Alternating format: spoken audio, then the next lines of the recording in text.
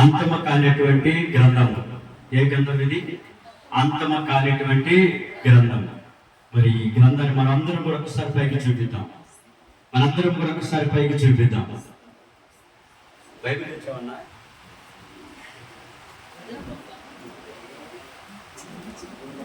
చేతులు ఎప్పుడు పడుతున్నాయా? వారానికి ఒక్కసారి కదా మనం మోసేది. 2 నిమిషాలు కూడా పట్టుకోము, అవునా? తర్వాత ఉల్లేకి వెళ్ళిపోయింది. దాన్నే బైబిల్లో పట్టుకున్నప్పుడు ఇంకా దేవుడు మనల్ని ఎట్ట పట్టుకుంటాడు. హల్లెలూయా, హల్లెలూయా. మంచిది. మీ అందరిని దేవుడు దీవించును గాక. ఆమేన్. హల్లెలూయా, హల్లెలూయా. మంచిది. పరిశుద్ధ లేఖనంలో నుంచి కొన్ని మాటలు మనము జ్ఞాపకం చేసుకున్నాం. పరిశుద్ధ లేఖనంలో నుంచి చివరి గ్రంథం. మీరు ఎవరు చెప్పొద్దు. పరిశుద్ధ గ్రంథంలో నుంచి చివరి గ్రంథం ఏంటి? ఏ గ్రంథము? ఏ గ్రంథము? ప్రకటన. ప్రకటన అంటే అర్థం ఏంటి? ప్రత్యక్షత. ప్రకటన అంటే అర్థం ఏంటమ్మా? ప్రత్యక్షత. ప్రత్యక్షత అంటే జరగబోయేటువంటి విషయాల గురించి చెప్పేటువంటి గ్రంథాన్ని ఏమంటే ప్రకటన గ్రంథము అంటాం. ఏమిటమ్మా? ప్రకటన గ్రంథము. ఈ ప్రకటన గ్రంథంలో మొట్టమొదటి అధ్యాయము 1-2 వచనాలు మనకు చూసినట్లయితే అక్కడ ఒక మాట రాయబడి ఉన్నది. మొట్టమొదటి గ్రంథము 1వ అధ్యాయము 1-2 వచనాలు ఏమని చదవండి ఒకసారి. యేసుక్రీస్తు తన దాసులకు కనపరుచుటకు దేవుడు ఆయనకు అనుగ్రహించిన ప్రత్యక్షత. ఈ సంగతులు త్వరలో సంభవింపనై ఉన్నవి. ఆయన తన దూత ద్వారా వర్తమానమును పంపి తన దాసుడైన యోహానుకు వాటిని సూచించెను. అతడు దేవుని వాక్యమును గూర్చి యేసుక్రీస్తు సాక్ష్యమును గూర్చి తాను చూచినంత మటుకు సాక్ష్యం ఇచ్చెను. చాలా. హల్లెలూయా. ఓకే, ఇప్పుడు ఇక్కడ ఒక మాట మనకి కనబడుతుంది. ఈ సంగతులన్నీ కూడా ఏమవుతాయంటమ్మా? త్వరలో సంభవింపనై ఉన్నవి. ప్రకటన గ్రంథంలో ఏ అయితే సంగతులను దేవుడు తెలియపరిచారో తన భక్తుల ద్వారా, ఏ విషయాలైతే తన దేవుని యొక్క ప్రత్యక్ష ద్వారా తన శిష్యులకు తెలియపరిచారో ఇవన్నీ కూడా త్వరలో ఏమవుతున్నాయంటమ్మా? ఏమవుతాయి? సంభవింపనై ఉన్నాయి. అంటే సంభవింపబోచున్నాయి, త్వరలో జరగబోచున్నాయి. గమనించాలి, అందరు బాగా గుర్తుపెట్టుకొని. త్వరలో ఏమవుతున్నాయేమో ఇవి జరగబోచున్నటువంటి విషయాన్ని ప్రతి ఒక్కరు కూడా గుర్తుపెట్టుకోవాలి. అందుకని పరిశుద్ధ లేఖనంలో ఏ ఒక్క మాటను కూడా మనం తీసివేయటానికి, ఏ ఒక్క మాటను కూడా కలపటానికి వీలు లేదు అని దేవుని యొక్క పరిశుద్ధ లేఖనం ఏం చేస్తానంటే మనకు సెలవిస్తూ ఉంది. అయితే ఇవి త్వరలో ఏమవుతున్నాయంట? జరగబోచున్నటువంటి విషయాలు. మరి దేవుడు ఈరోజు మనకు వాగ్దానం చేయబోతున్నాడు. ఆ వాగ్దానాన్ని నీ జీవితంలో ఏం చేస్తున్నాడు? నెరవేరబోచున్నాడు. అంటే త్వరలో దాన్ని ఏం చేయబోతున్నారమ్మా? జరగటానికి సిద్ధం చేస్తూ ఉన్నాడు దేవుడు. మరి ఏమిటి ఆ యొక్క వాగ్దానం అని మనం చూసినట్లయితే ఈ ప్రకటన గ్రంథము 3వ అధ్యాయము 12వ వచనాన్ని మనం ఒకసారి జ్ఞాపకం చేసుకుందాం. ప్రకటన గ్రంథము 3వ అధ్యాయము 12వ వచనము. జయించు వానిని నా దేవుని ఆలయములో ఒక స్తంభముగా చేసేదను. అందులో నుండి వాడు ఇక మీదట ఎన్నటికి వెలుపలికి పోడు. మరియు నా దేవుని పేరును పరలోకములో నా దేవుని యొద్ద నుండి దిగివచ్చుచున్న నూతనమైన యెరూషలేమును, నా దేవుని పట్టణపు పేరును, నా కొత్త పేరును వాని మీద వ్రాసెదను. వ్రాసెదను అంటే జరిగిందా, జరుగుచున్నదా, జరగబోచున్నదా? వ్రాసెదను అంటున్నాడు. జరగబోచున్నది. ఏమవుతుందమ్మా? జరగబోచున్నది. మరి ఏంటి అనేది మనం ఆలోచన చేస్తే ఇక్కడ అంటున్నాడు, ఈ యొక్క ఉదయకాలము దేవుడు మనకిస్తున్న మాట, జయించు వానిని నా దేవుని ఆలయములో ఒక స్తంభముగా చేసేదను అంటున్నాడు. ఎలా చేస్తానంటున్నామా? ఒక స్తంభముగా చేసేదను. దేవుని ద్వారా ఈ యొక్క ఉదయకాలము ఆ మాటలో నుంచి దేవుని యొక్క ఆలయములో ఒక స్తంభముగా నిలిచేటువంటి జీవితము ఎలా ఉంటుంది, నువ్వు ఎలా నిలిస్తే నీ జీవితము దేవుడు తన ఆలయములో ఒక స్తంభముగా ఏం చేస్తాడు, నిన్ను నిలవబెట్టుతాడు. నువ్వు ఎలా ఉంటే దేవుడు చెబుతున్నాడు కదా, నా ఆలయములు నిన్ను ఒక ఎలా నిలబెడతానంటున్నాడు, స్తంభముగా నిలబడతానంటున్నాడు. స్తంభానికి చాలా ప్రత్యేకతలు ఉన్నాయి. స్తంభములకి ఏమన్నాయమ్మా? చాలా ప్రత్యేకతలు ఉన్నాయి. దేవుని బిడ్డారా, దేవుని యొక్క ఆలయములో స్తంభముగా నిలిచేటువంటి జీవితం అనేది ఎలా ఉంటుందో ఈ ఉదయకాలము కొద్ది నిమిషంలో మనము జ్ఞాపకము చేసుకున్నాం. దేవుడు అంటున్నాడు కదా, జయించు వానిని నా యొక్క ఆలయములో ఒక స్తంభముగా ఏం చేస్తానంటమ్మా? చేస్తానంట. అసలుకి ఈ స్తంభం ఏంటి, ఆ స్తంభముకు ఉన్నటువంటి క్యారెక్టర్స్ ఏంటి, ఆ స్తంభముకు ఉన్నటువంటి లక్షణాలు ఏంటి అనేది మనం ఆలోచన చేసినట్లయితే పరిశుద్ధ లేఖనము ఒక మాట ఇస్తుంది. పరిశుద్ధ లేఖనము స్తంభము గురించి స్పష్టంగా మాట్లాడుతుంది, స్పష్టంగా తెలియపరుస్తూ ఉంది. మనం ఆలోచన చేసినట్లయితే ఆ స్తంభముకు ఉన్నటువంటి మొదటి లక్షణం ఏంటి అనేది మనము జ్ఞాపకం చేసుకున్నాం. మొదటి కొరింథీ పత్రికలో మనం చూసినట్లయితే 15వ అధ్యాయము 58వ వచనములో మనకి స్తంభం అనేటువంటి పదము మనకు కనపడుతూ ఉంది. మొదటి కొరింథీ పత్రిక 15వ అధ్యాయము 58వ వచనాన్ని మనముగా చూసినట్లయితే అక్కడ ఒక మాట మనకి కనిపిస్తూ ఉంది. కాగా నా ప్రియ సహోదరులారా, మీ ప్రయాసము ప్రభువునందు వ్యర్థము కాదని ఎరిగి స్థిరులను కదలని వారును ప్రభు కార్యాభివృద్ధి యందు ఎప్పటికీ ఆసక్తులై ఉండుడి. హల్లెలూయా. దేవుని ద్వారా ఇక్కడ జ్ఞాపకం చేసుకోవాలి. నా వైపు చూడాలి, కొంచెం చూడాలి. ఇక్కడ ఏమంటున్నటువంటి మాట్లాడండి, కాగా నా ప్రియ సహోదరులారా, నా ప్రియ దేవుని సంగమలారా, ఆయన దేవుడట మీ ప్రయాసము ప్రభునందు వ్యర్థమ కాదని ఎరిగి స్థిరులను కదలని వారును ప్రభు కార్యాభివృద్ధి యందు ఎప్పటికీ ఆసక్తులై ఉండెడి. మరి ఇందాక అక్కడ ప్రకటన గ్రంథంలో ఏమంటున్నాడు, జయించు వారిని నా ఆలయములో ఒక స్తంభముగా చేసేదని అంటున్నాము. ఈ స్తంభం అనేది మనం చూసినట్లయితే స్థిరము అనేది ఉంది. ప్రేమ స్తంభం అనేది ఎలా ఉంటుందో తెలుసా? స్థిరముగా ఉంటుంది. ఎలా ఉంటుందమ్మా? స్థిరముగా ఉంటుంది. మరి ప్రియదేవి ద్వారా ఆ స్తంభము స్థిరముగా ఉంటుంది. ఎలాంటి పరిస్థితులు వచ్చినను, ఎలాంటి వానలు వచ్చినను, ఎలాంటి గాలి కొట్టినను, ఎలాంటి పెద్ద తుఫానులు వచ్చినను ఆ స్తంభం ఎలా ఉంటుందంట? స్థిరముగా ఉంటుంది. ఎవరైతే ప్రభునందు ప్రయాసపడుతూ ఉంటారు, ఆ ప్రయాసపడుతున్నటువంటి వారు ప్రయాసము ప్రభునందు వ్యర్థము కాదని ఎవరైతే గుర్తిస్తారో, ఎవరైతే తెలుసుకుంటారో వారిని దేవుడు చేసేటువంటి మేలేంటో తెలుసా?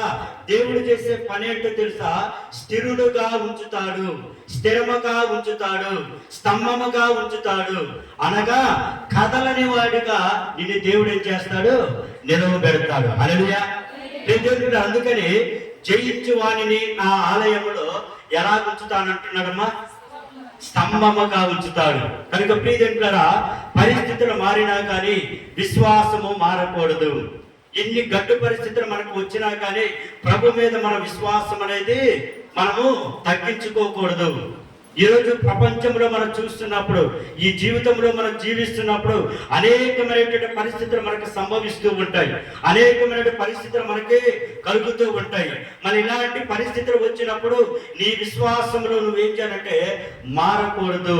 నీ విశ్వాసంలో నువ్వు ఎలా ఉండాలో తెలుసా? స్థిరముగా ఉండాలి. హల్లెలూయా, హల్లెలూయా. మరి దేంట్లో నువ్వు స్థిరంగా ఉండాలి?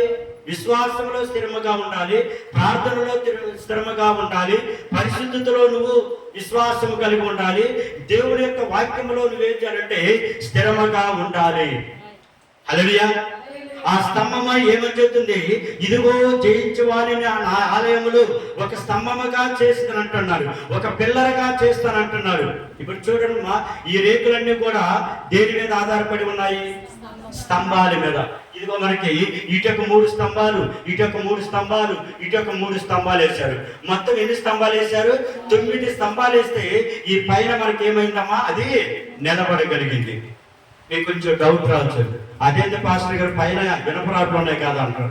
ఇనపరాట్లు దేని మీద ఉన్నాయి? స్తంభాల మీద ఉన్నాయి. దేని మీద ఉన్నాయమ్మా? స్తంభాల మీద.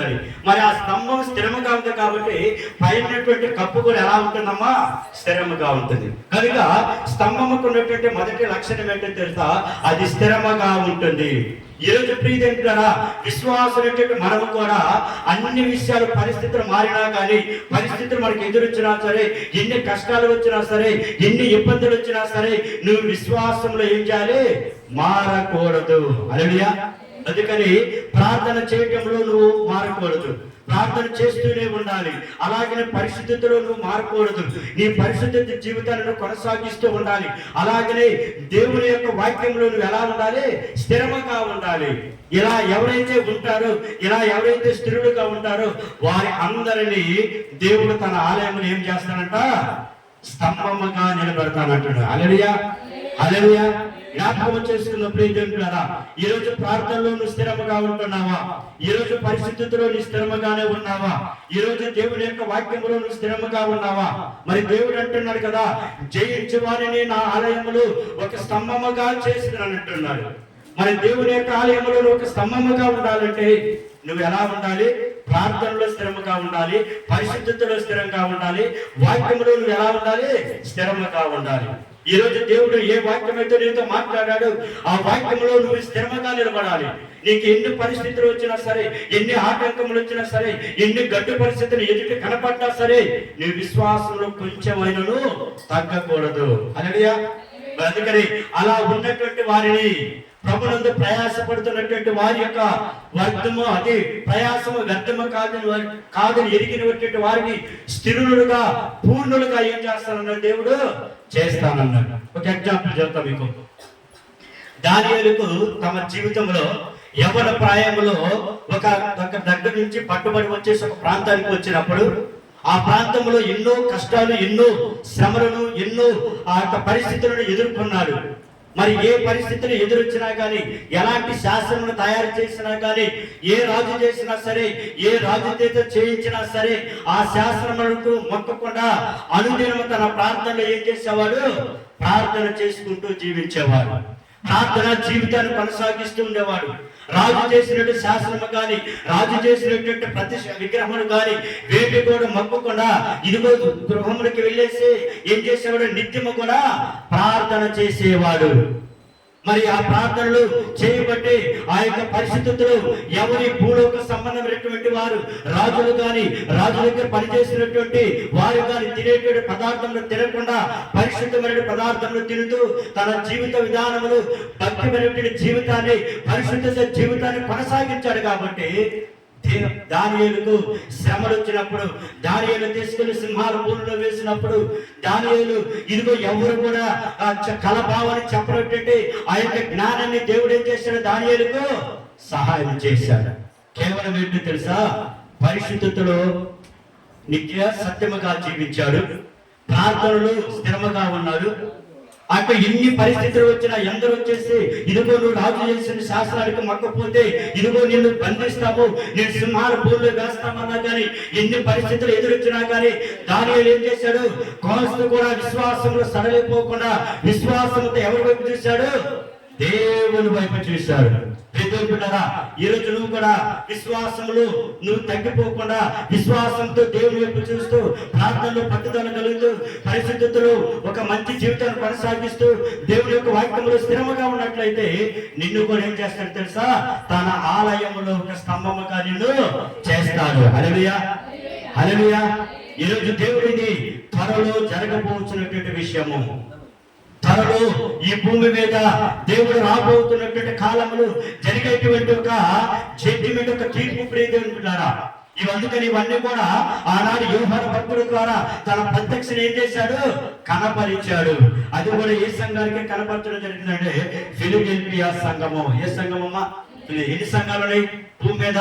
ప్రకటన గ్రంథంలో తెలియబడ్డాయి 7 సంఘాలు ఉన్నాయి. ఎన్ని సంఘాలమ్మా? 7. ఎఫెసీ సంఘము, సుమ్మా సంఘము, ఫిలదెల్ఫియా సంఘము, తర్వాత పెర్గము సంఘము.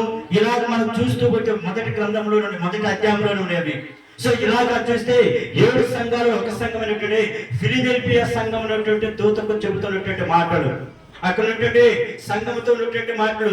ఎవడైతే జయిస్తాడో ఆ జయించినటువంటి వారిని నా సంఘములో ఏం చేస్తానమ్మా? ఏం చేస్తాను? ఒక స్తంభముగా నిలవబెడతాను. హల్లెలూయా. మరి ఈరోజు దేవుడు వచ్చినప్పుడు ఆ స్తంభముగా ఉండటానికి కలిగిన అర్హతలతో నువ్వు జీవిస్తున్నావా? అందుకని పరిస్థితులు మారినా కానీ ఏం మారకూడదు? విశ్వాసం మారకూడదు. పరిస్థితులు మారినా కానీ ప్రార్థన మనం మానుకోకూడదు. పరిస్థితులు మారినా కానీ పరిస్థితుల్లో మనము ఏం చేయాలి? పరిశుద్ధంగానే జీవించాలి. పరిస్థితులు మారినా కానీ దేవుడి యొక్క వాక్యాలను నువ్వు స్థిరంగా ఉండాలి. ఈ పనులు ఎవరైతే చేస్తారో, వీటి ప్రకారం ఎవరైతే నడుచుకుంటారో వారిని త్వరలో దేవుడు ఏం చేస్తున్నాడు? తన ఆలయంలో ఒక స్తంభముగా ఏం చేస్తున్నాడు? నిలవబెట్టబోతున్నాడు. హల్లెలూయా. మరి ఆ స్తంభముగా నువ్వు ఉండాలంటే ఈ రోజు నువ్వు ఎలా ఉండాలి? ఎలా ఉండాలమ్మా? స్థిరముగా ఉండాలి. ఆ స్తంభం, అందుకని స్తంభము ప్రియదేవులారా ఎంత స్థిరముగా ఉంటుందో అందుకని నీ జీవితం కూడా అంత స్థిరముగా చేస్తాడు. అందుకని ప్రభు ముందు ప్రయాసపడు వారు వ్యర్థము కాని ఎరిగినటువంటి వారిని స్థిరులు గాను పూర్ణులు గాను ఏం చేస్తానన్నాడు? చేస్తానన్నాడు. ఈ రోజు నీ జీవితాన్ని ప్రభుత్వం అప్పచెప్పినట్లయితే, విశ్వాసంలో ముందుకు కొనసాగుతున్నట్లయితే, ప్రార్థనలో నువ్వు స్థిరముగా ఉన్నట్లయితే, పరిశుద్ధతలో నువ్వు స్థిరముగా ఉన్నట్లయితే, వాక్యంలో నువ్వు స్థిరముగా ఉన్నట్లయితే నిన్ను కూడా తన ఆలయంలో ఏం చేస్తాడు? ఒక స్తంభముగా చేస్తాడు. హల్లెలూయా. హల్లెలూయా. అందుకని ప్రియదేవులారా, స్తంభములకు ఉన్నటువంటి మొదటి లక్షణం ఏంటమ్మా? ఇది స్థిరముగా ఉంటుంది. ఈరోజు నీ జీవితం కూడా స్థిరముగా ఉండాలని దేవుడు తన వాక్యము ద్వారా మరొకసారి హెచ్చరిస్తూ ఉన్నారు. ఈరోజు స్థిరమలేనటువంటి జీవితాలతో జీవిస్తున్నారు. స్థిరమలేనటువంటి ఒక ఖచ్చితమైన తత్వం లేనటువంటి జీవితాలతో ఉన్నారు. ఒక దానికి కమిట్మెంట్ అయినప్పుడు ఆ కమిట్మెంట్ అయినటువంటి దాంట్లో తొట్టిపోతున్నారు. కారణం ఏంటంటే మొదట నీకు విశ్వాసం లేదు. విశ్వాసం లేకుండా ఇష్టడైనగా అసాధ్యమని దేవుని యొక్క లేఖనం కూడా సెలవిస్తుంది. అందుకని విశ్వాసం లేనటువంటి వారు స్థిరముగా ఉండరు. విశ్వాసం లేనటువంటి వారు దేనిలోనైనా కూడా ఎలా ఉండరమ్మా? స్థిరముగా ఉండరు. ఈవెన్ ప్రార్థనలో స్థిరముగా ఉండరు, వాక్యంలో స్థిరముగా ఉండరు, పరిశుద్ధతలో కూడా స్థిరముగా ఉండరు. ఇలా ఉండని వారిని అందరూ కూడా ఏం చేస్తారో తెలుసా? తన ఆలయంలో స్తంభముగా కాదు కదా, తన ఆలయం నుంచి దూరంగా ఏం చేస్తాడు? త్రోసి వేస్తాడు. హల్లెలూయా. అందుకని దేవుడు ప్రకటన గ్రంథం తెలియపరుస్తున్నాడు, నేను రాబోయే కాలంలో నా ఆలయంలో ఏం చేస్తాను? ఒక స్తంభముగా చేస్తానంటున్నాడు. మరి ఆ స్తంభముగా నువ్వు ఉండాలంటే ఈ రోజు నుంచి నువ్వు నీ యొక్క నడవడికలో కావచ్చు, నీ ప్రార్థనలో కావచ్చు, నీ యొక్క పరిశుద్ధతలో కావచ్చు, నీ వాక్యం వినేటువంటి దానిలో కావచ్చు, దేనిలోనైనా నువ్వు ఎలా ఉండాలి? స్థిరముగా ఉండాలి. హల్లెలూయా. అందుకని స్తంభం యొక్క మొదటి లక్షణం ఏంటో తెలుసా? స్థిరముగా ఉండటము. ఏమంటామా? స్థిరముగా. రెండోది చూద్దాం. రెండోది గలతీయులకు రాసిన పత్రిక 6వ అధ్యాయము 2వ వచనానికి జ్ఞాపకం చేసుకుందాము. గలతీయులకు రాసిన పత్రిక 6వ అధ్యాయము 2వ వచనానికి జ్ఞాపకం చేసుకుందాం. గలతీయులకు రాసిన పత్రిక 6వ అధ్యాయము 2వ వచనము, ఒకని భారమును ఒకడు భరించి ఇలాగు క్రీస్తు నియమమును పూర్తిగా నెరవేర్చుడి. చాలమ్మా. ఇక్కడ మనం చూసినట్లయితే 2వ వచనం చూపిస్తున్నాడు. ఇక్కడ ఒకని భారములనొకడు భరించుడి అని అంటున్నాడు. భారము. రెండవదిగా చూసినట్లయితే ప్రియదేవులారా, స్తంభముకున్నటువంటి లక్షణం ఏంటో తెలుసా? స్తంభము భారాన్ని మోస్తుంది. ఏం మోస్తుందమ్మా? భారాన్ని మోస్తుంది. స్తంభం ఏం మోస్తుందమ్మా? భారం. ఇదిగో ఈ స్తంభము, ఆ స్తంభం, ఈ స్తంభాలన్నీ కూడా పైన ఉన్నటువంటి భారాన్ని ఏం చేస్తాయి? మోస్తూ ఉన్నాయి. ఈ రోజు బిల్డింగులు కడుతున్నప్పుడు మొదట ఏం చేస్తున్నామా? పిల్లర్లు స్ట్రాంగ్ గా వేసుకుంటున్నారు. పునాదులు స్ట్రాంగ్ గా వేసుకుంటున్నారు. ఆ పునాదులు స్ట్రాంగ్ గా వేసుకోవడం ద్వారా, ఆ పునాదులు గట్టిగా కట్టుకోవడం ద్వారా పైన ఎన్ని బిల్డింగ్లు వేసినా కూడా ఆ పునాది ఎలా ఉంటుందమ్మా? స్థిరముగా ఉంటుంది. మరి ఆ పైన బిల్డింగ్ యొక్క భారాన్ని మొత్తము ఎవరు మోస్తున్నారు చెప్పండి? చెప్పాలి, ఎవరు మోస్తున్నారమ్మా? ఇటు చూడాలి, ఎవరు మోస్తున్నారు చెప్పాలి, ఎవరు మోస్తున్నారమ్మా? పిల్లర్లు. ఇప్పుడు పెద్ద 4 స్టేజ్ బిల్డింగ్ ఉందమ్మా. ఆ 4 స్టేజ్లు పైన కింద స్టేజ్ కాకుండా పైన 3 స్టేజ్లు ఉన్నాయి. ఆ 3 స్టేజ్ యొక్క భారము ఎవరు మోస్తున్నారు? పిల్లర్లు. ఎవరు మోస్తామా? పిల్లర్. స్తంభము వస్తుంది. పిల్లర్ అంటే ఏంటంటే స్తంభము. ఈ స్తంభము వస్తుంది. అందుకని దేవుని యొక్క లేఖనం ఏమవుతుందో తెలుసా? ఒకరి భారములో ఒకరు ఏం చేయాలి? మోసుకొనుడి. దేవుడి యొక్క మాట, దేవుడి యొక్క విశ్వ బిడ్డలకు చదివిస్తున్నటువంటి మాట పేదంతా ఒకరి భారములో ఒకరు భరించి ఇలాగ క్రీస్తు నియమమును పూర్తిగా నెరవేర్చుడి. ఈరోజు ఎవరికైనా ఒక భారం వచ్చిందనుకో ఏమవుతుందో తెలుసా? నాకెందుకులో వారికి ఏ భారం వస్తే పోతే పోయింది, నేను చూసుకుంటే చాలు అనేటువంటి స్థితిలో ఏం చేస్తున్నారు? జీవిస్తున్నారు. వారు ఎలా పోతే నాకేమైంది, నేను సుఖంగా ఉంటే చాలు, నేను సంతోషంగా ఉంటే చాలు అని ఏం చేస్తున్నారో తెలుసా? వారే సంతోషంగానే జీవిస్తున్నారు. కానీ ఒకరి కష్టం వచ్చినప్పుడు వారిని ఓదార్చడం కానీ, ఒకరి బాధ వచ్చినప్పుడు వారి దగ్గరికి వెళ్ళి పరామర్శించడం కానీ, ఇలాంటి యొక్క లక్షణాలు ఈరోజు మనుషులకి ఏమైపోతున్నాయమ్మా? తగ్గిపోతున్నాయి. మరి ఇక్కడ అంటున్నాడు కదా, ఒకరి భారంలో ఒకరిని ఏం చేయమన్నాడు? మోసుకొనుడి. ఇది ఎవరిచ్చినట్టు నియమము? ఎవరిచ్చిన నియమమా? క్రీస్తు నియమం. అందుకంటున్నాడు అక్కడ అంటున్నటువంటి మాట ఏంటో ప్రియజనులారా ఒకసారి జ్ఞాపకం చేసుకోండి. క్రీస్తు నియమమును పూర్తిగా మీరు నెరవేర్చుడి అంటున్నారు. క్రీస్తు నియమము, క్రీస్తే మనకు ఆధారము, క్రీస్తే మనకు మార్గమును, క్రీస్తే మనకు జీవమై ఉన్నాడు, క్రీస్తే మనకు ఏమై ఉన్నాడంటే సత్యమై ఉన్నాడు, ఆయనే మనకు మార్గమై ఉన్నాడు. కనుక ఆ మార్గమును, ఆ క్రీస్తును నువ్వేం చేయాలి? నెరవేర్చుడి. యేసుక్రీస్తు వారి లోకంలోకి వచ్చేసి నీ కొరకు నా కొరకు మనకున్న సమస్త భారమును ఆయన ఏం చేశాడు? మోసాడు. అందుకని ఇప్పుడు కూడా అంటున్నాడు, సమస్త భారము మోయించిన జనులారా నా యొద్దకు రండి అని అంటున్నాడు. మరి స్తంభం కొన్నటువంటి 2వ లక్షణం ఏంటో తెలుసా? భారాన్ని మోస్తుంది. ఏం మోస్తుందమ్మా? భారాన్ని. ఇతరుల భారాన్ని మనం ఏం చేయాలి? మోయాలి. బలహీనులు ఏం చేయాలి? బలపరచాలి. అది భారము మోయటం అంటే.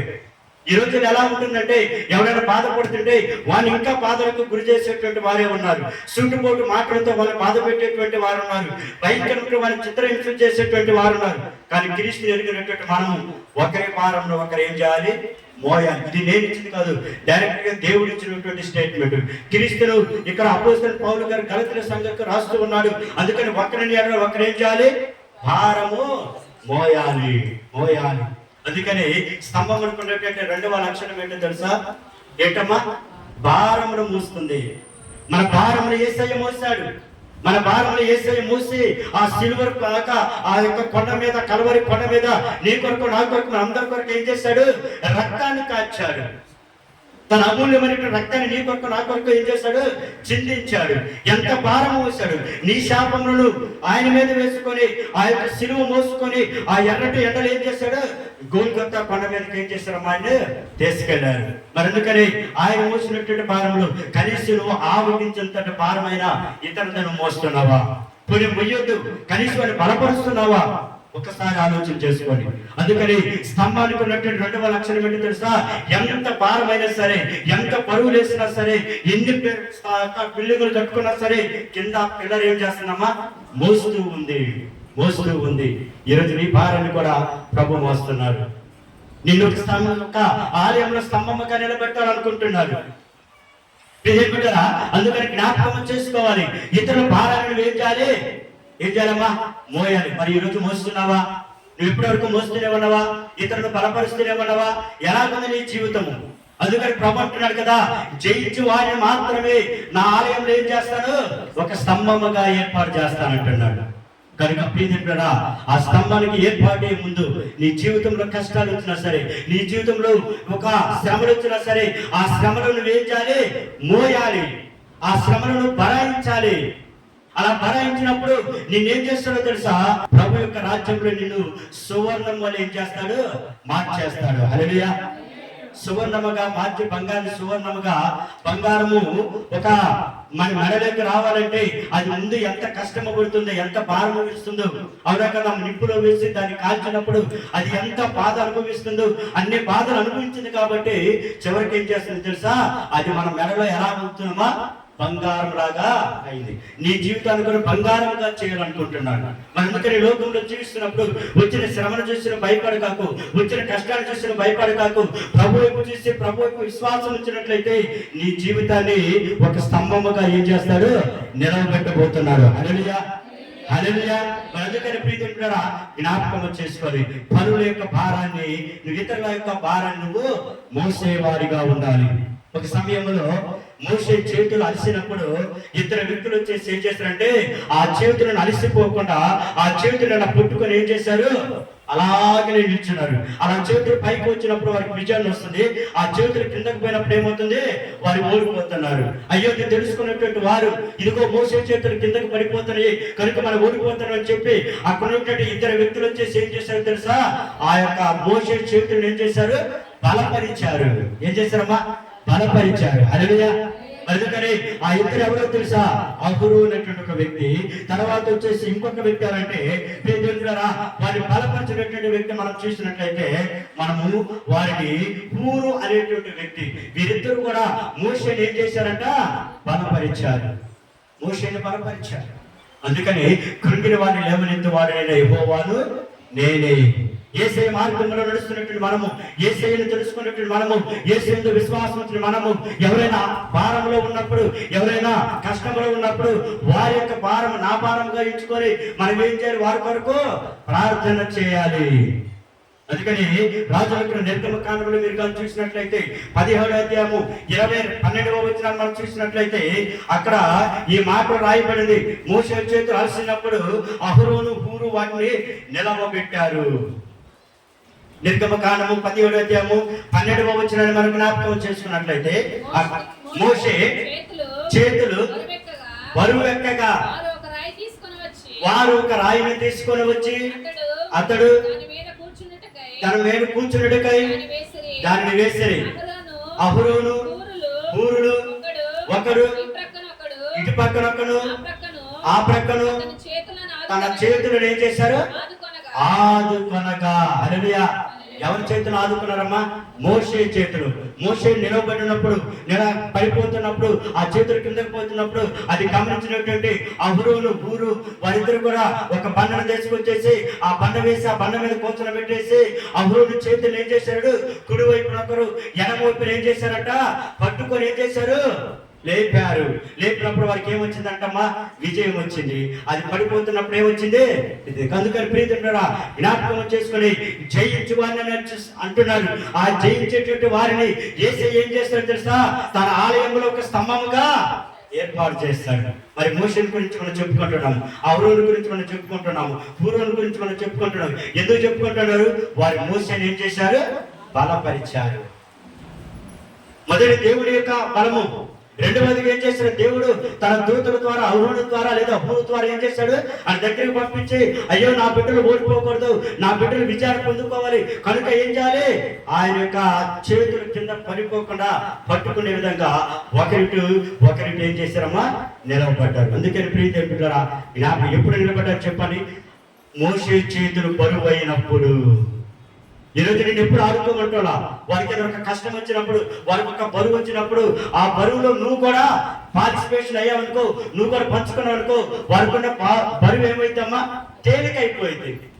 వారికి ఉన్న బరువు ఏమైపోయింది, తేలికైపోయింది. కనుక ప్రియమిత్రులారా దేవుని యందు విశ్వాసం నుంచి విశ్వాసం వారికి గమనించుకొని ఒకరిని ఒకరు భారమును మోసుకుని, ఇది యేసయ్య చెబుతున్నాడు, క్రీస్తు నామం ఏదైతే ఆ నామమును నెరవేర్చునని దేవుని యొక్క లేఖనం ఏం చేస్తామా, సెలవిస్తుంది. కనుక స్తంభముకున్నటువంటి రెండవ లక్షణం ఏంటమ్మా, అది భారాన్ని మోస్తుంది. ఈరోజు ఆ స్తంభం లాగా నువ్వు ఉంటున్నావా, ఒక్కసారి పరిశీలన చేసుకొని. ఎవరైనా భారాన్ని నువ్వు మోస్తున్నావా, ఎవరైనా కష్టంలో ఉన్నప్పుడు వాడిని ఆదరించావా, ఎవరైనా బాధలో ఉన్నప్పుడు వాడిని పోయి పలకరించావా, ఎవరైనా బాధలో కాదు ఇంకా ఏదైనా సమస్యలతో ఉన్నప్పుడు వారి దగ్గరికి వెళ్ళేసి ఏంటని సమస్యలు తెలుసుకొని నువ్వు వారి వరకు ప్రార్థన చేసావా, ఎలా ఉన్నది మన జీవితము అనేది ఒకసారి పరిశీలన చేసుకోండి. ఎందుకంటే ప్రియజనులారా, దేవుడు అంటున్నాడు కదా, జయించేటువంటి వాడిని మాత్రమే నా ఆలయంలో ఏం చేస్తాను, స్తంభముగా ఉంటాను. యేసు చెప్పిన ప్రతి మాటను వాక్య ప్రకారం ఎవరైతే నడుచుకుంటారో, వాక్య ప్రకారం ఎవరైతే స్థిరులుగా ఉంటారో వారిని మాత్రమే తన ఆలయంలో ఏం చేస్తాడు, ఒక స్తంభముగా చేస్తాడు. ఇది రాబోయే కాలంలో జరిగేటువంటి కార్యం. అందుకని మీకు ఇందాక నేను చదివించిన మొదట్లోనే ఇవి త్వరలో జరగబోయేటువంటి విషయాలు. ప్రకటనలు ఏమైతే రాయబడి ఉన్నాయో అవన్నీ కూడా మనకి ఏమవుతున్నాయమ్మా, జరుగుతూ ఉన్నాయి. జరిగినవి కొన్ని, ఇంకా కొన్ని ఏమవుతున్నాయి, జరగబోతున్నవి. అందుకని నువ్వు ఆ ఆలయంలో స్థిరముగా ఉండాలంటే నువ్వేం చేయాలి, ఆ స్తంభముగా ఉండాలంటే మొదట నీలో ఏముండాలి, స్థిరత్వం అనేది ఉండాలి, స్థిరులుగా ఉండాలి. రెండవది ఏం చేయాలి, భారాన్ని మోయాలి. రెండవది ఏం చేయాలమ్మా, భారాన్ని. మరి మోసే భారం మోసాడు కాబట్టి మోసే యొక్క ఇశ్రాయేలు ప్రజలకి ఏమొచ్చింది, అక్కడ విజయం వచ్చింది. ఏమొచ్చిందమ్మా, విజయం వచ్చింది. అందుకని రెండవదిగా స్తంభం అనుకున్నటువంటి లక్షణం ఏంటమ్మా చెప్పాలి, భారమును మోస్తుంది. అందుకని పిల్లలను ఇల్లు కట్టుకునేటప్పుడు ఇంజనీరింగ్ ఏం చేస్తాడు తెలుసా, మంచి ఎన్ని స్టేజ్ వేస్తారని ముందు అడుగుతాడు. అడిగి దానిని ఎలాంటి రాడ్లు ఐరన్ వేస్తే అది స్థిరంగా ఉంటుందో ఏం చేస్తాడో అన్ని కూడా ప్లాన్స్ వేసి అప్పుడు పిల్లర్స్ ఏం చేస్తారమ్మా, స్టార్ట్ చేస్తాడు. అప్పుడు ఆ పిల్లర్లు నువ్వెన్ని బిల్డింగ్స్ వేసినా సరే, ఎన్ని స్టేజ్ వేసినా సరే అది స్థిరంగా ఉంటుంది. అందుకని మొదట మనము విశ్వాసంలో స్థిరంగా ఉన్నప్పుడు ఆటోమేటిక్ మిగిలిన నీటి వాటిలో దేవుడిని ఏం చేస్తాడు, స్థిరపరుస్తాడు. అందుకని పరిస్థితులు మారినా కానీ మనం ఏం మారకూడదు, విశ్వాసము మారకూడదు. హల్లెలూయా. కనుక మూడవదిగా చూపిస్తామా, మూడవది స్తంభములకు ఉన్నటువంటి మూడవ లక్షణాన్ని మనము తెలుసుకున్నాము. మత్తయి సువార్త 5వ అధ్యాయము, మత్తయి సువార్త 5వ అధ్యాయము 16వ వచనాన్ని జ్ఞాపకం చేసుకున్నాము. మత్తయి సువార్త 5వ అధ్యాయము 16వ వచనాన్ని జ్ఞాపకం చేసుకున్నాము. మనుషులు నీ సత్క్రియలను చూచి పరలోకమందున్నటువంటి మీ తండ్రి మహిమపరచునట్లు వారి ఎదుట నీ వెలుగు ప్రకాశింపనీయుడి. రెండోది ప్రియజనులారా, స్తంభం వరకు ఉన్నటువంటి లక్షణం మనం చూసినట్లయితే ఆ వాక్యాన్ని బట్టి మనం నేటి ఏర్పాటు చేసుకున్నట్టు దేవుడిచ్చిన తలంపుని బట్టి స్తంభం ఉన్నటువంటి మూడవ లక్షణం ఏంటో తెలుసా, స్తంభము దేవుని యొక్క మహిమను ప్రతిబింబిస్తుంది. హల్లెలూయా. దేన్ని ప్రతిబింబిస్తుందమ్మా, దేవుని యొక్క మహిమను ప్రతిబింబిస్తుంది. అందుకనే ఆ 16వ అధ్యాయము 15-16లో ఏమంటున్నాడు ఒకసారి చెప్పండి. 5 ఏమంటున్నాడు, మత్తయి సువార్త మత్తయి సువార్త 5వ అధ్యాయము 16వ వచనము. ఇప్పుడు చదువుతా చూడండి. మత్తయి సువార్త 5వ అధ్యాయము 16వ వచనము చూడండి. మనుషులు మీ సత్క్రియలను చూసి పరలోకమందున్న మీ తండ్రిని మహిమపరుచున్నట్లు వారి ఎదుట నీ వెలుగుని ఏం చేయాలి, ప్రకాశింపనీయుడి అంటున్నాడు. మన వెలుగుని ప్రకాశింపనీయాలి. మన సత్క్రియలను చూసి ఇతరులు ఏం చేయాలమ్మా, దేవుణ్ణి మహిమపరిచేటువంటి వారిగా ఉండాలి. నీ క్రియను బట్టి, నీ ఆలోచన బట్టి, నీ తలంపును బట్టి, నీ నడవడికను బట్టి, నీ స్థిరత్వాన్ని బట్టేసి ఇతరులు ఏం చేయాలి తెలుసా, ఇదిగో ఈ యొక్క స్త్రీ ఖచ్చితంగా క్రమము తప్పకుండా మందిరానికి వెళుతుంది, ఈ స్త్రీ క్రమము తప్పకుండా సమయానికి మందిరానికి చేరుకుంటుంది, ఈ స్త్రీ ప్రతిరోజు దేవుని ఆరాధిస్తుంది, ఈ స్త్రీ ఈ క్రియలో సత్క్రియలో మంచి కనపడుతుంది అని ఇతరులు చెప్పినట్టు సాక్ష్యాన్ని బట్టి అక్కడ దేవుడు ఏమవుతుంటాడమ్మా, మహిమపరుస్తూ ఉంటాడు. హల్లెలూయా. హల్లెలూయా. అందుకని నీ సత్క్రియలను వారికి కనబడినట్లుగా నీ వెలుగును వారికి ఏం చేయాలి, ప్రకాశింపనీయాలి. ఈరోజు మన క్రియను బట్టి ఒక రోజు వస్తే ఇంకొక రోజు రాదు, చూసి మనం మందిరానికి వెళ్ళాలా అనేటువంటి ఆలోచనలు కూడా చేస్తారు. కనుక అందుకని ప్రియజనులారా, దేవుని యొక్క మహిమ ఎలా ఉంటుందో తెలుసా, నిన్ను బట్టి దేవుడు ఏం చేస్తాడు, మహిమపరుస్తాడు. నీ సత్క్రియను బట్టి దేవుడు అక్కడ ఏం చేస్తాడు, సంతోషిస్తుంటాడు. నీ క్రియను బట్టి దేవుడు అక్కడ ఏం చేస్తాడు, ఆనందపరుస్తూ ఉంటాడు. అందుకని ప్రియజనులారా, ఇక్కడ ఇచ్చినట్టు మాటను బట్టేసి ఉంటాడు, మనుషులు మీ సత్క్రియను చూసి పరలోకమందున్న మీ తండ్రిని మహిమపరిచినట్లు వారి ఎదుట మీ క్రియలను ఏం చేయాలి, ప్రకాశింపనీయుడి. మన క్రియలు అలాగే ఉండాలి. మన ఆలోచన అలాగ ఉండాలి, మన తలంపులు అలాగ ఉండాలి. మరి ఎందుకని అలా నువ్వు కానీ జీవిస్తున్నట్లయితే నిన్ను చూసి అనేక మంది ఏం చేస్తారు తెలుసా? ఇదిగో పలానా అమ్మాయి మంచిగా వెళ్తుంది, ఇదిగో దేవుని ఆలోచన చూసి అనేక మంది నిన్ను చూసి దేవుని సన్నిధికి ఏం చేయాలమ్మా? ఏం చేయాలి? రావాలి. నిన్ను చూసి ఏం చేయాలి? దేవుని సన్నిధికి రావాలి. ఎక్కడ ఉన్నంతసేపు ఒక రకంగా ఉంటే బయటకు వెళ్ళిన తర్వాత లోకానుసరణ తీరు కానీ ప్రకాశం చేస్తే అప్పుడు దేవుడు నిన్ను బట్టి ఏం చేస్తాడు? దోషణ పాలవుతాడు. ఏమవుతాడమ్మా? దోషణ పాలవుతాడు. అందుకని దేవుడిని దూషించకూడదు, దోషణ పాలు చేయకూడదు. ఎందుకంటే దేవుడు దోషణ పాలవుతాడు తెలుసా? నీ క్రియలను బట్టి దేవుడు ఏమవుతాడు? దోషణ పాలవుతాడు. హల్లెలూయా. అయితే ఇక్కడ స్తంభము నిన్ను ఎవరైతే జయిస్తారో, ఎవరైతే స్థిరముగా ఉంటారో, ఎవరైతే భార్యను మోస్తుంటారో వారి ద్వారా దేవుడు ఏం చేస్తాడంటే అక్కడ మహిమపరుస్తూ ఉంటాడు. అందుకని ప్రియజనులారా, స్తంభము దేవుడిని ఏం చేస్తాడంటమా? మహిమపరుస్తుంది, ప్రతిబింబిస్తుంది. మన జీవితము దేవుని మహిమను చూపాలి. మన లైఫ్, మన జీవితం, మనం జీవించే జీవితము, మన నడిచే నడవడిక, మనం మాట్లాడే మాట, మనం చూసే చూపులు, ఇవన్నిటిని బట్టి దేవుడు ఏం చేయాలి? మహిమపడాలి, సంతోషపడాలి. అందుకని మన జీవితము దేవుని మహిమను చూపాలి. మన మాటలు, మన పనులు క్రీస్తుని ఏం చేయాలి తెలుసా? ప్రతిబింబిస్తాలి. అందుకనే భక్తుడైనటువంటి పౌలు గారు దేవుని గుర్తెరక ముందు దేవుని యొక్క బిడ్డలు ఎన్నో చిత్రహింసలు చేశాడు, ఎన్నో అవమానపరిచాడు, ఎన్నో ఎన్నో బలంగా వారిని కొట్టడము, తిట్టడము, అవహేళన చేసినటువంటి సౌలు దేవుని తెలుసుకున్న తర్వాత సౌలు కాస్త ఎలా మార్చాడమ్మా? పౌలుగా మార్చబడిన తర్వాత సాక్ష్యం చెప్తున్నాడు కదా. ఏమని చెప్తున్నాడు తెలుసా? బ్రతుకుడు క్రీస్తే చావైతే మీరు, ఎందుకో నేను క్రీస్తుని పోలి నడుచుకున్న ప్రకారము మీరు నన్ను పోలించాలి, నడుచుకున్నారు. అది సాక్ష్యం అంటే, అది దేవుని మహిమపరచడం అంటే, అది దేవుని హెచ్చించడం అంటే. ఇదిగో పౌలు ద్వారా అనేక సంఘాలను దేవుడు ఏం చేశాడు? భూమి మీద కట్టించాడు, స్థిరపరిచాడు. హల్లెలూయా. మరి ఈరోజు నీ జీవితం ఎలా ఉన్నది? నీ నడవడికను బట్టి, నీ యొక్క మాటను బట్టి, నీ యొక్క ప్రవర్తన బట్టి దేవుడు మహిమపరుస్తున్నాడా, దేవుడు మహిమ పొందగలుగుతున్నాడా అనేది మనం ఈరోజు ప్రశ్న వేసుకోవాలి.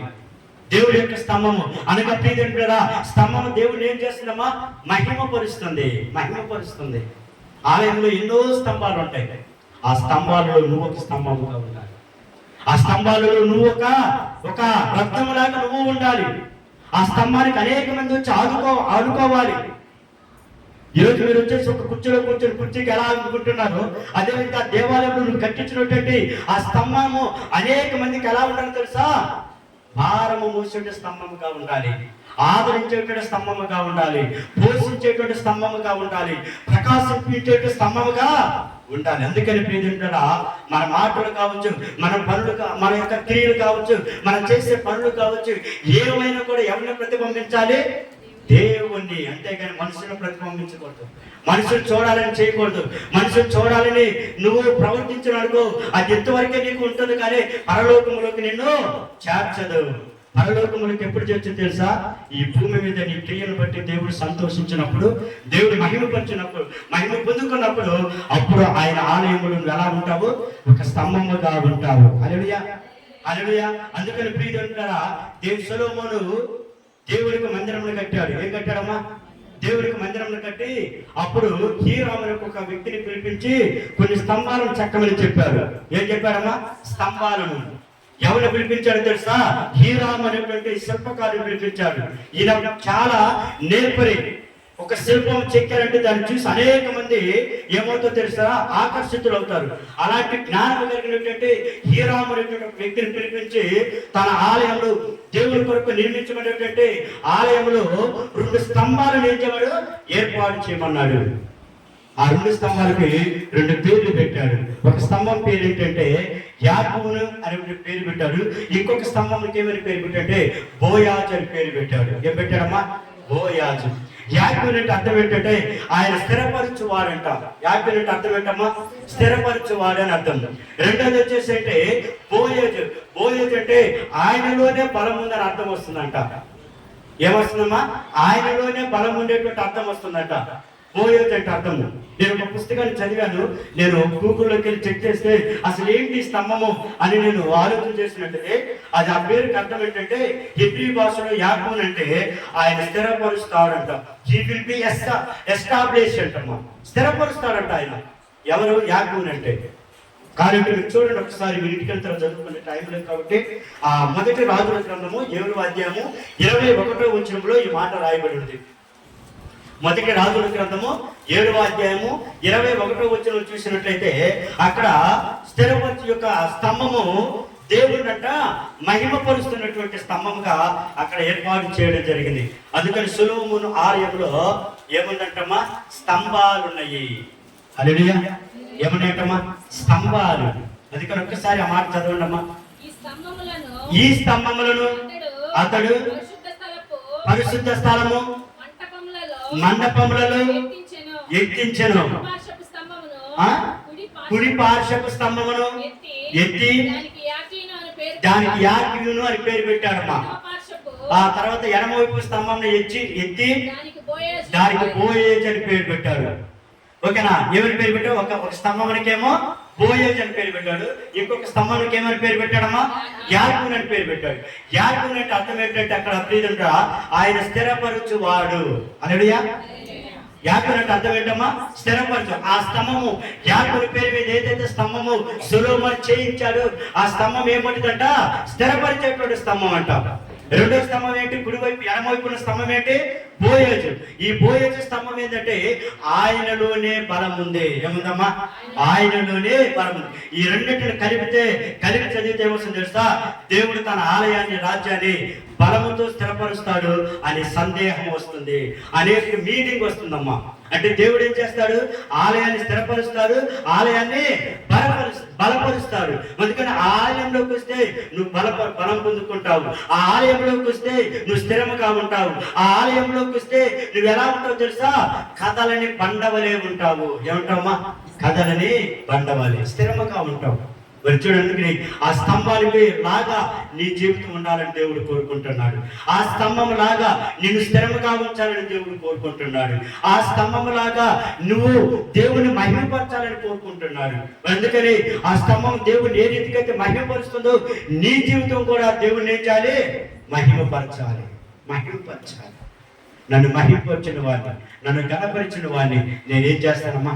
గణపరచుదనంట.